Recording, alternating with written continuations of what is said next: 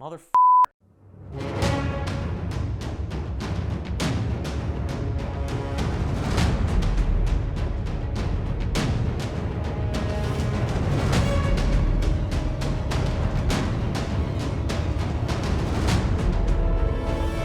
Court is now in session. Today's video is going to be strictly about Jared Cannonier and how this man quite possibly could have changed mixed martial arts forever. Coming from someone who was very overweight majority of their childhood and then decided to get in, I'm gonna say, really good shape. I mean, obviously people in the comments say, oh, you're not in good shape, you're disgusting, whatever.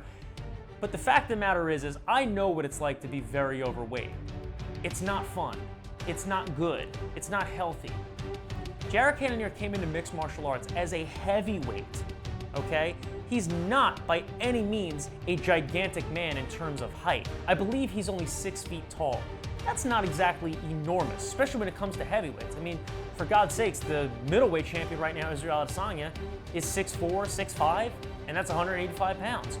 Most heavyweights normally, obviously taking Daniel Cormier out of the equation, are usually well above 6'1", 6'2", especially the guys now. They're monsters. Jared Cannonier showed a ton of power at heavyweight. So now the reason why I say this guy has somewhat changed mixed martial arts is he showed a lot of the guys at heavyweight that just because you start your career at heavyweight and you have success at heavyweight doesn't mean you need to remain a heavyweight. Now I'm watching The Ultimate Fighter right now, and it's heavyweights. It's got heavyweights and it's got women flyweights.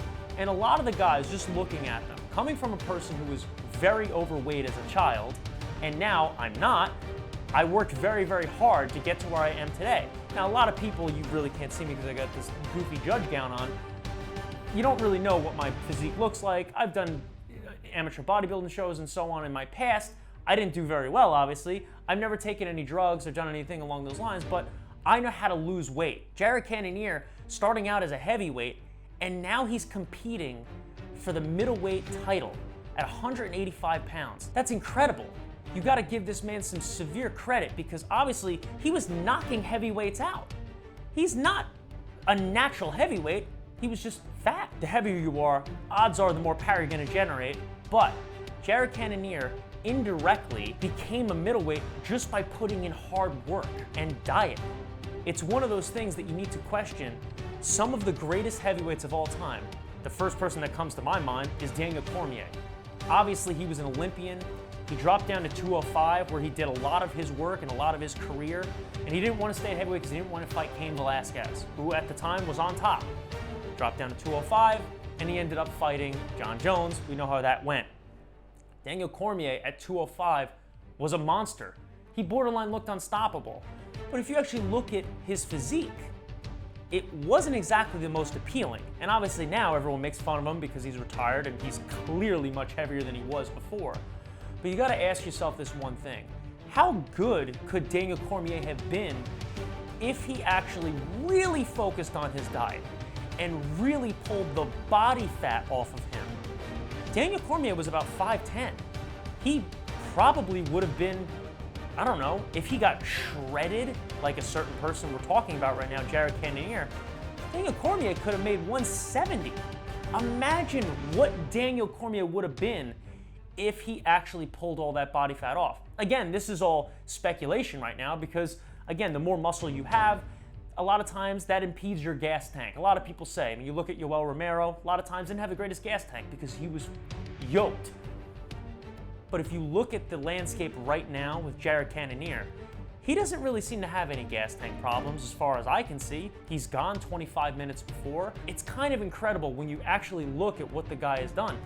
He started out at heavyweight and then just worked hard and was dieting and indirectly went down to light heavyweight at 205 and then just kept going. Now the guy could probably step on a bodybuilding stage, put on some board shorts and compete as men physique. He's shredded at 185. He's even come out and said that he thinks if he really did a hard weight cut, obviously pulling out water and so on, that he can make 170. This guy is knocking out everybody he fights pretty much at 185. Granted, he's going against what I consider one of the greatest fighters ever, especially at 185 pounds, in Israel Adesanya coming up this weekend. He's got a ton of power. He's putting out heavyweights. He put out light heavyweights. He put out middleweights. And it was all due to hard work and pulling off all of that body fat. Did Jared Cannonier lay the landscape for a lot of these heavyweight fighters that we see that are not 6'4", 6'5"? They're 5'11", 6 foot. But you look at them, you're like, oh, this guy's got a lot of body fat on him. You ask yourself, if this guy put the dedication, I'm not saying they don't put dedication into training and they're eating, I'm not saying that. But if they went full, balls to the wall, to really pull the body fat off of their physiques, a lot of these guys that are excelling at heavyweight, for instance, Chris Daukaus, the guy does not have the most appealing physique. He could definitely pull some body fat off him. He's not the heaviest heavyweight. Weighs in around 230 or so. There is no doubt in my mind that that guy could pull body fat off and make 205. And he could be seriously dangerous at 205 pounds. If Jared Cannonier goes out there and he beats Israel Adesanya this weekend, what does that tell all of these fighters that have a little bit of extra body fat on them at the heavier weight classes? To me, it says maybe, just maybe, if you guys decide to really buckle down on your diet and not just concentrate on pulling weight off for a weight cut or whatever. Again, most of these guys, they don't really have to cut weight because they're heavyweights. You have a span of 207 all the way up to 265 or 266 pounds. You really don't have to cut weight. Now imagine if those same guys got extremely dedicated and pulled the body fat off.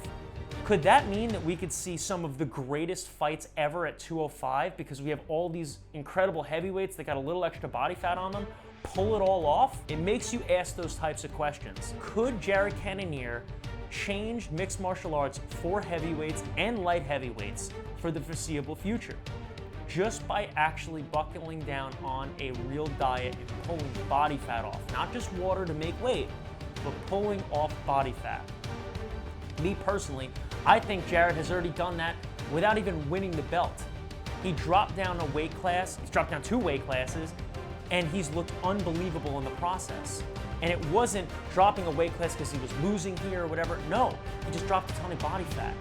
And he said he didn't even really consciously do it. It just, he worked so hard and the body fat just kept coming off. It makes you ask yourself that. Could we see incredible 205ers or incredible middleweight fighters if some of those guys that got a little extra fat on them just pulled it off? And as I've said before, what could Daniel Cormier have done if he really pulled off all the body fat he had on him? Could we have seen a guy who could have been the heavyweight champ, the light heavyweight champ, the middleweight champ? Jesus Christ, he's 5'10". I think if DC actually got shredded, he could have made 170. Imagine a guy winning a belt at 4 weight classes and not 2. Let me know in the comments section below what you think about this whole thing. I am Justin, I am the judge. This is MMA Court. And this case, in my opinion, it's closed. Motherfucker.